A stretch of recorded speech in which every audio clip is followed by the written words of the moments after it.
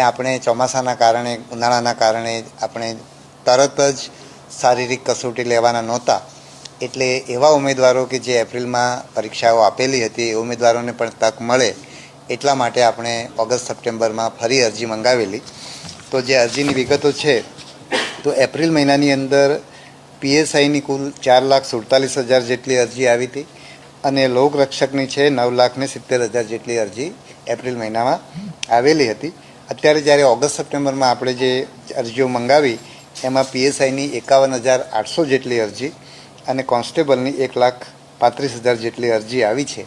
એટલે હવે જ્યારે બંનેની એપ્રિલ અને ઓગસ્ટ સપ્ટેમ્બરની અરજી ભેગી કરીએ તો પીએસઆઈની 4,99,000 જેટલી અરજી થઈ છે અને કોન્સ્ટેબલની 11,05,000 જેટલી અરજી અત્યાર સુધી આપણને મળી છે અને ગઈકાલે અરજી કરવાની છેલ્લી તારીખ હતી. નવેમ્બર મહિનામાં આપણે એની શારીરિક કસોટી શરૂ કરીશું અને એ પૂરી થતાં સૌથી પહેલાં અમે પીએસઆઈની, કારણ કે પીએસઆઈની ઉમેદવારોની સંખ્યા ઓછી છે એટલે અને એમાં 2 પેપર્સ છે અને એમાં વર્ણનાત્મક પેપર પણ છે,